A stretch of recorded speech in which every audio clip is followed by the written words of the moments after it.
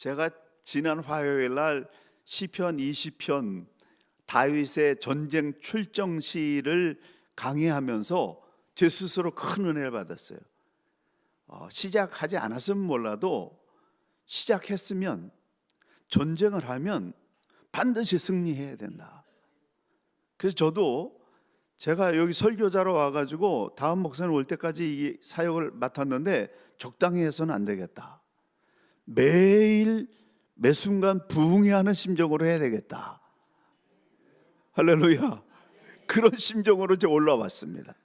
그 수요일 날도 수요일 성경 강의가 들어가는데 성경을 전체를 한눈에 보는 훈련을 할 거예요. 그리고 이 성경을 보면서 하나님의 음성을 듣는 영적 터치를 경험하는 그런 훈련을 하려고 합니다. 그래서 여러분이 시간이 좀 되시는 분들, 또 시간이 안 돼도 성경에 관심이 있으신 분들 꼭 오세요.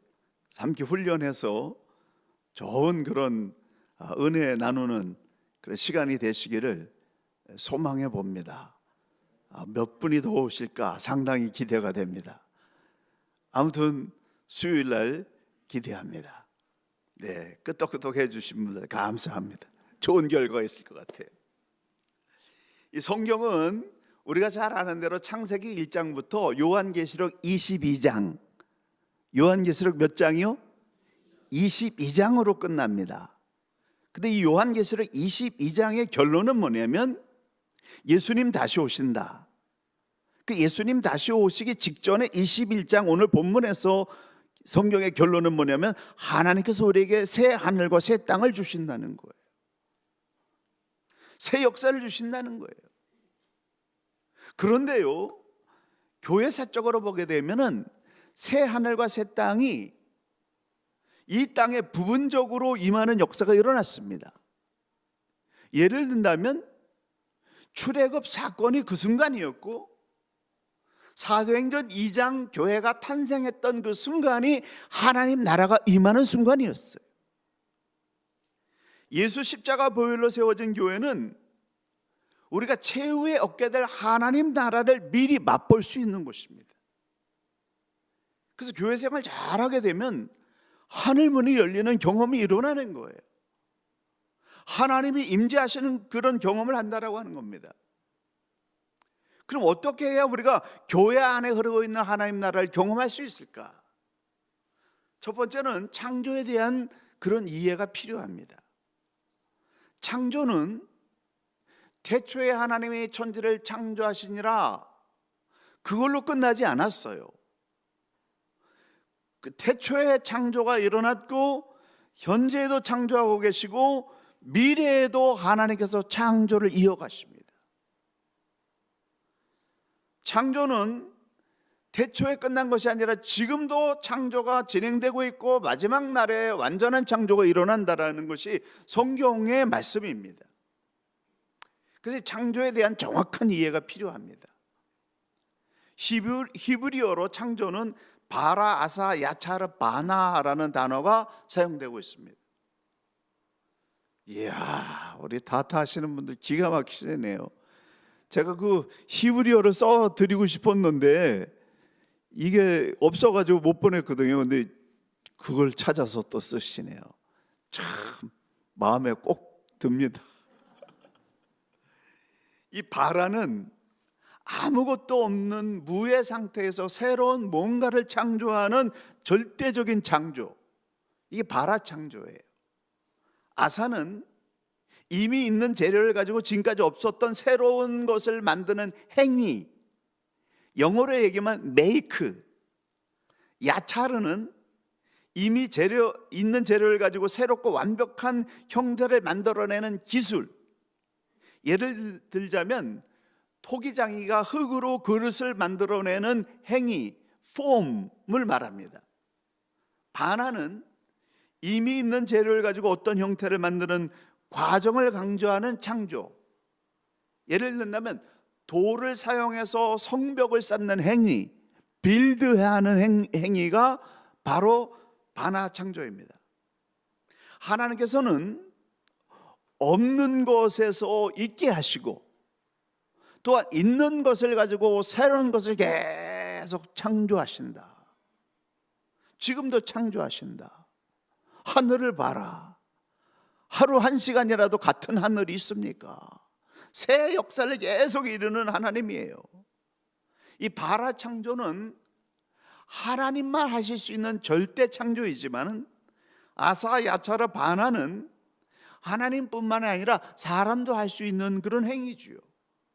make, form, build는 하나님이 주신 것 가지고 사람도 은혜 받아서 창의적인 아이디어로 창조적인 일을 할 수 있는 것입니다. 그래서 예수 믿는 사람들은 똑똑해져 가지고 새로운 것을 잘 만들어내는 창조적인 사람들로 거듭나는 거예요. 하나님 지금도 새로운 것을 만들고 계십니다.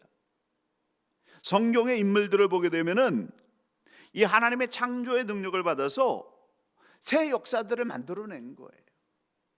지금도 하나님의 은혜가 임하게 되면 하나님이 주시는 지혜와 명철과 지식으로 새 역사를 창조하는 인물이 되는 것입니다. 이건 나이하고도 상관없어요. 건강하고도 상관없어요. 성별하고도 상관없어요. 하나님이 어느 순간에 하나님의 능력을 부어주시면 그 사람에게 창조적인 아이디어가 열리면서 새 역사를 만들어낼 수 있다라고 하는 겁니다. 그것이 여러분들이 되시기를 주의 이름으로 축원합니다. 그래서 포기할 일이 아니에요. 어떤 일이 일어날지 모릅니다.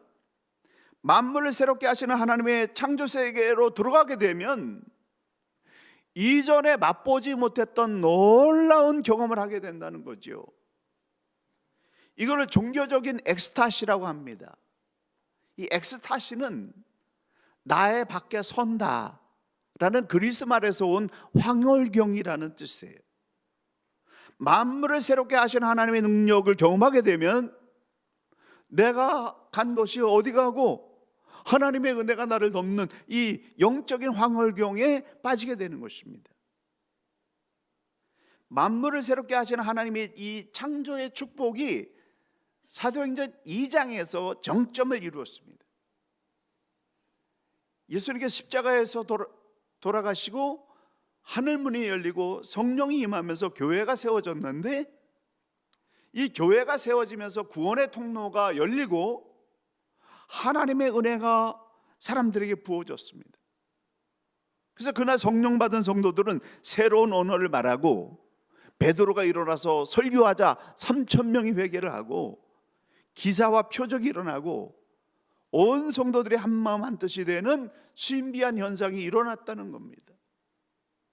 사도행전 2장 43절, 사람마다 두려워하는데 사도들로 말미암아 기사와 표적이 많이 나타나니. 기사와 표적은 사람에게 나타나는 기적과 이 물질을 통해서 나타나는 기적을 얘기하는 거예요. 왜 사람들이 두려워하며 경외심을 가졌습니까? 기사와 표적, 초자연적인 하나님의 능력이 그들에게 나타났기 때문에 그렇다는 겁니다. 교회는 그런 것이에요. 하나님의 초자연적인 능력으로 하나님의 창조를 매일 맛보는 것이 교회라고 하는 것입니다. 이전에 경험해 보지 못했던 새로운 은혜를 경험하는 신비한 곳, 그것이 교회예요. 영적인 이런 엑스타시가 끊임없이 일어나는 것이라고 하는 겁니다. 이게 없기 때문에 오늘날 이 하나님의 이 초자연적인 능력이 교회에 부어지지 않기 때문에 사람들이 교회를 떠나는 거죠. 내가 세상에서 전혀 경험할 수 없는 하나님의 이 놀라운 은혜를 교회에서 경험한다고 한다면은 누가 안 오겠습니까? 이전에 경험해보지 못했던 이 새로운 신비한 은혜가 오늘 여러분에게 부어지게 되기를 예수님의 이름으로 간절히 축원합니다. 부응해하는 심정으로 하는 거예요. 저는 전심을 당해서. 근데 이런 은혜가 한 번 임하는 것이 아니라 계속 임하는 거예요. 우리가 만문을 닫기 때문에, 또 딴 생각하기 때문에, 하나님의 은혜를 사모하지 않기 때문에, 그래서 하나님의 은혜가 중단되는 것이지, 우리가 만물을 열고 하나님의 은혜를 계속 사모한다고 한다면 하나님의 은혜는 계속 부어지는 것입니다. 과거에 받았던 은혜가 중단되지 않고 계속해서 은혜가 흐르게 하려고 한다면은 과거에 은혜 받았던 그 생각에 머물지 말고 창조적인 새로운 은혜를 사모해야 됩니다. 예를 든다면 찬송가는 굉장히 귀중한 그런 찬양입니다. 그래서 한국교회에서는 찬송가를 너무 소중하게 여긴 나머지 복음성가도 교회에서 못 부르게 하고 키보드나 드럼도 교회에서 못 치게 하던 그런 시절도 있었어요. 근데 우리가 이 찬송가 작사와 작곡 연대를 보게 되면 100년이 넘어간 찬양들, 또 심지어는 200년이 된 그런 찬양들도 있어요. 그래서 100년 전의 은혜를 귀하게 여기고 계승하는 것은 좋지만은 그 때문에 현대의 복음성가를 거부하는 그런 어리석음에 빠져서는 안 된다. 현대에는 현대에 맞는 하나님의 그런 은혜가 새롭게 부어지는 거예요. 시편 96편 1절, 새 노래로 여호와께 노래하라. 무엇으로 노래하라고요? 새 노래로 여호와께 노래하라. 온 땅이여 여호와께 노래하라. 시편 33편 3절, 새 노래를 지어 여호와께 노래하고 능숙하게 연주하며 기쁨으로 외쳐라. 찬양도 끊임없이 새로운 그런 은혜를 만들어낼 수 있는 거예요. 그 새로운 찬양을 어렵지만 계속 받아들이고 그렇게 사모하고 그러다 보면 우리가 생각하지 못했던 새로운 아이디어도 떠오르고 은사도 주시고 능력도 주시고 새로운 은혜를 부어주신다는 것입니다. 하나님은 이전에도 은혜 주셨지만은 새로운 은혜를 더 넘치도록 부어주시는 창조주 하나님, 전능하신 하나님인 줄 믿으시기 바랍니다. 우리 주님의 교회 옛날에 좋았는데 그냥 그때 막 500명 600명 모였는데 거기에만 머무르면 안 돼요. 지금 여기에 우리가 인내하고 견디고 버텨냈기 때문에 하나님 이제 테이크오버 해가지고 이제 새 역사를 부어주실 것이다. 그 믿음을 가져야 됩니다. 이민자들이 중단되고 경제가 안 좋고 그런 거 생각한다면요 하나님의 역사가 들어올 수가 없어요. 그런 많은 그런 불가능한 일이 있음에도 불구하고 하나님이 역사하시면 어떤 일이 일어날지 모른다. 그런 열린 마음을 가지고 하나님의 새로운 은혜를 사모해야 된다는 그런 사람에게 하나님이 역사하세요. 그래서요 성공한 사람들을 보게 되면은 10년이고 20년이고 딱 길목을 잡고 기다리는 거예요. 반드시 기회가 올 것이다. 기다리는 사람은요 기회가 갔을 때 팍 잡아요. 근데 기다리지 않는 사람은 기회가 그렇게 수십 번 지나가도 기회인 줄 모르고 다 놓치는 겁니다. 하나님의 은혜도 똑같아요.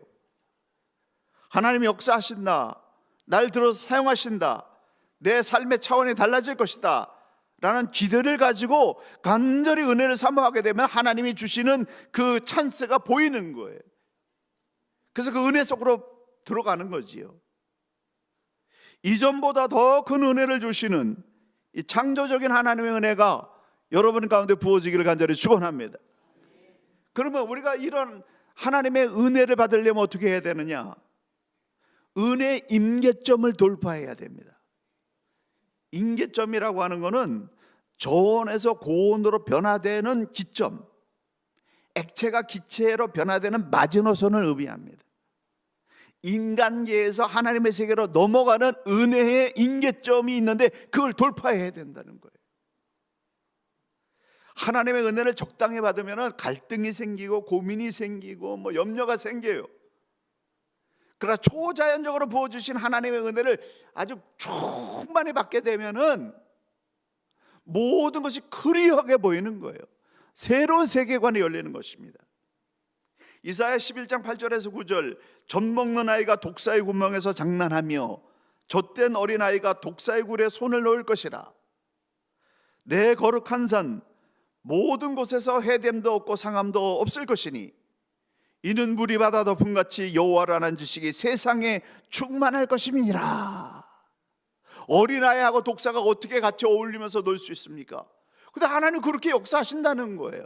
하나님의 은혜가 임하면, 하나님의 은혜가 임하게 되면은 그 은혜가 압도적이어서 감히 악한 자가 해로운 일을 할 생각조차 못하는 그런 현상이 일어나게 되고, 미워하고 상처받는 것조차도 없어지게 되는 완전한 평화가 임한다라고 하는 것이 이사야 선지자의 예언입니다. 그 역사적으로 많이 그런 하나님의 부흥이 일어났었고 증명됐습니다. 우리는 이 은혜 속으로 들어가면 됩니다. 뭐 여러 가지 과거에 많은 얽매인 거 이걸 보지 말고 하나님이 새 은혜 주시면 새 역사 일어난다. 그 믿음을 가지고 나가면 되는 거예요.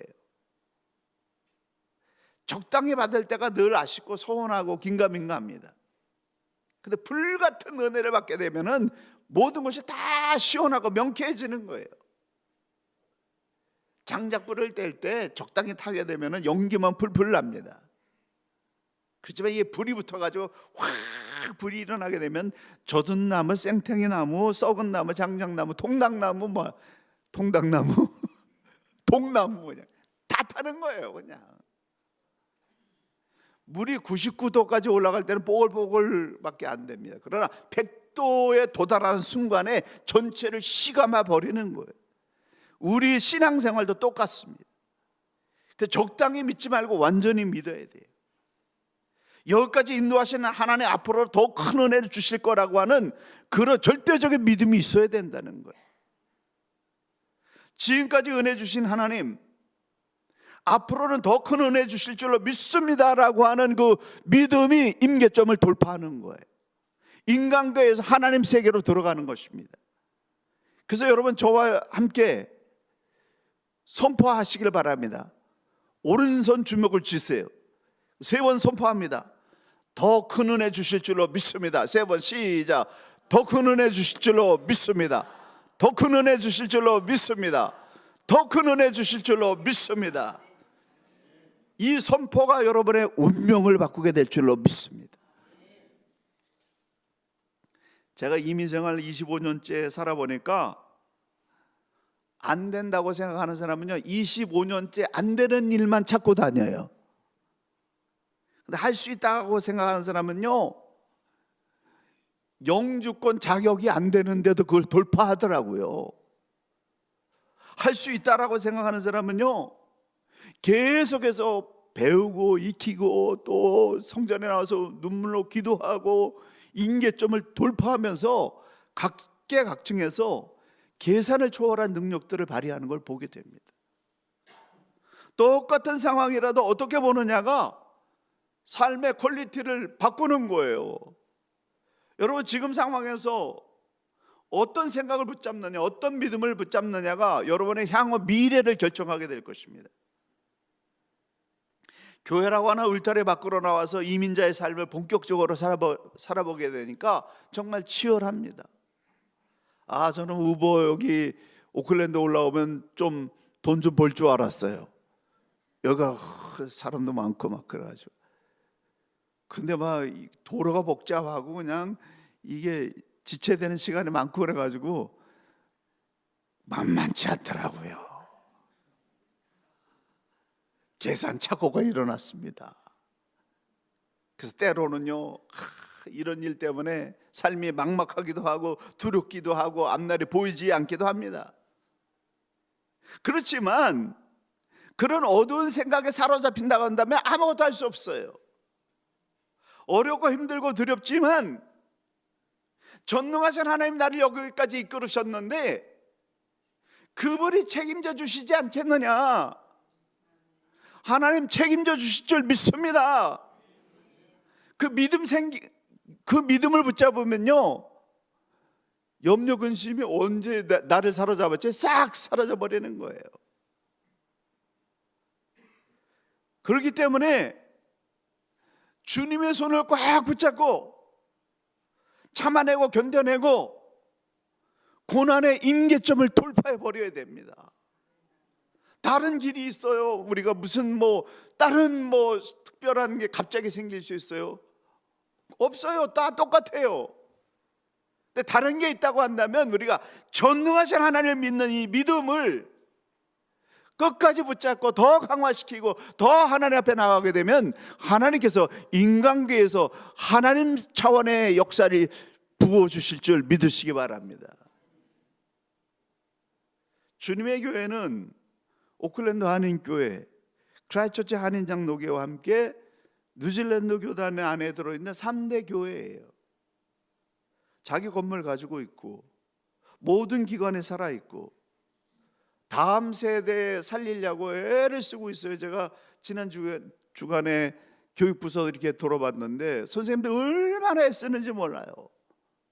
또 선교사는 24년째 파송하고 있고 뉴질랜드 안에 손꼽히는 교회 중에 하나입니다. 여러분이 힘들고 어려운 일이 많았지만은 참아내고 견뎌내고 주님께서 주시는 지혜와 명철과 지식을 가지고 여기까지 왔어요. 여기서 임계점을 돌파해야 돼요. 그래서 여러분만의 교회가 아니라 교회 밖의 교회들을 돌보아 줄 수 있는 그런 교회로 우뚝 일어나야 된다. 자립하지 못한 교회들이 얼마나 많습니까? 자립하지 못한 교회들이 다음 세대를 위해서 뭔가를 대비할 수 있습니까? 다민족, 다문화, 탈종교 사회에 대한 대안을 준비할 수가 없어요. 하지만 주님의 교회는 어떻습니까? 여러분은 다 갖췄어요. 교회 내에 풀어야 될 문제들을 여러분이 한마음 한뜻으로 지혜와 명철과 지식을 모아서 잘 풀어낸 다음에 다음 세대를 위한 대안을 준비해야 됩니다. 뉴질랜드 부흥을 위해서 여러분이 준비해야 됩니다. 선교 구제, 영혼 구원을 위해서 여러분이 준비해야 된다는 거예요. 그러므로 하나님의 창조적인 은혜를 충만히 받아서 은혜의 임계점을 돌파하고 다음 세대 부흥과 뉴질랜드 부흥을 책임질 수 있는 그런 주님의 교회로 거듭나게 되기를 간절히 축원합니다. 마지막으로는 이 임계점을 돌파하려고 한다면 선택과 몰입이 필요합니다. 사무엘 19장에 보게 되면은 사무엘이 잘 나간 것 같지만 그의 말년에 자기를 돌아보니까 자녀 교육에 실패했어요. 지도자 세우는 일 실패했어요. 사울왕을 잘못 세웠어요. 젖될 때부터 하나님만 섬기던 그의 신앙적인 그 헌신이 모두 수포로 돌아가 버리는 그런 위기에 놓여 있었습니다. 그러자 사무엘이 마지막 결단을 내게 됐는데 그동안의 모든 실패를 거울 삼아서 이스라엘의 미래를 위해서 고향 라마라고 하는 곳에 가서 나봇을 세우는 일을 선택했습니다. 이 라마라고 하는 것은 지역 이름이고 나봇이라고 하는 것은 기숙사로 번역하고 있습니다. 그래서 성경학자들은 이 나봇은 지역 명칭이 아니라 선지자 학교라고 이렇게 해석하고 있습니다. 그리고 실제적으로 사무엘상 19장 20절에 보게 되면 나봇에 모여있는 무리들을 선지자 무리라고 그렇게 말하고 있어요. 그러니까 사무엘은 라마에서 인류 최초의 신학교를 세운 것입니다. 그가 선택한 마지막 대안은 영적인 지도자들을 세우는 일이었어요. 그래서 그런 뜻을 세우고 라마 나봇에 가서 열심히 하나님 증거하니까 뜻이 있는 사람들이 그곳에 모였고 다윗도 사울 왕의 암살을 피해서 라마 나봇으로 도망왔습니다. 우리가 살아오면서요 이것저것 많이 했습니다. 이민자들이 보니까요 의욕을 가지고 와서 여러 가지 도전합니다. 저도 7가지 8가지 직업을 찾아보면서 그렇게 은퇴 후에 도전을 해봤습니다만 쉽지가 않아요. 근데 한 2, 3번, 4번 도전한 게 꺾이게 되면은 주저앉아 버린 사람이 많아요. 주저앉으면 어느 누구도 그를 일으킬 수가 없어요. 그 주저앉을 때 이 신앙 없는 사람들은요 완전히 무너지는 거예요. 무너지면 주변에 있는 모든 사람들이 다 고생하는 거지. 근데 우리가 이것저것 다 해보았는데 뜻대로 안 됐을 때 그때 어떻게 해야 되느냐? 그때는 선택이 필요합니다. 잔가지 다치고 욕심 내려놓고 불필요한 거 다 버리고 명예, 무슨 옛날에 내가 뭐였는데 이런 거 다 내려놓고 꼭 필요한 거 한 가지만 선택해야 된다. 사무엘의 인생 마지막 승무는 라마나요스였습니다. 라마나요스에서 어떤 내용을 가르쳤는지에 대해서는 자세하게 나와 있지 않지만은, 그러나 사무엘상 19장에 보게 되면 그것에 어떤 일이 있었는지 분명히 말씀하고 있어요. 사울 왕이 다윗이 라마나요스로 도망갔다라는 그런 정보를 듣고 암살자를 보냈습니다. 그 암살자들이 다윗을 죽이기 위해서 라마나요스에 들어갔는데, 그런데 그들이 라마나요스에 들어가자마자 성령의 큰 은혜를 받아가지고 그냥 그들이 막 하나님의 말씀을 선포하는 예언자가 되는 거예요. 사울이 다시 2차, 3차 암살자들을 그곳에 보냈는데 똑같은 현상이 일어나는 거예요. 하나님의 능력이 임하니까 악한 일을 할 수가 없는 겁니다. 그래서 마지막으로 사울이 직접 라마나요스로 내려갔는데, 사무엘상 19장 23절 이하에 보게 되면 하나님의 은혜가 사울이 올 때에는 그냥 도중에 성령 충만이 임해가지고 길거리서부터 예언을 하기 시작해가지고 사무엘 앞에 도착했을 때는 너무 은혜가 뜨거워가지고 옷을 다 훌러덩 벗고 누워서 예언하는 그런 일이 일어났어요. 이 라마나요스는 은혜의 용광로였습니다. 하나님 나라가 임한 거예요. 신학교였고 환난 만난 이들의 피난처였고 심지어 사람을 죽이려는 암살자들까지 은혜 받아가지고 악한 일을 할 수 없는 그런 전폭적인 하나님의 은혜가 임한 그런 곳이었다라고 하는 겁니다. 그 은혜가 왜 여기에는 임할 수 없습니까? 그 은혜가 여기에 임하게 되면 사람을 길러내고 역사를 바꾸는 라마나요스의 역사가 우리에게도 일어날 수 있다라고 하는 거예요. 그래서 하나님의 사람들은 기도하면서 한 가지 뜻을 정하면 거기에 몰입하면 됩니다. 교회적으로도 그렇고 개인적으로도 그렇고 내가 이것저것 다 해봤는데 안 돼. 그래서 기도하는 가운데 하나님 뭘 해야 됩니까?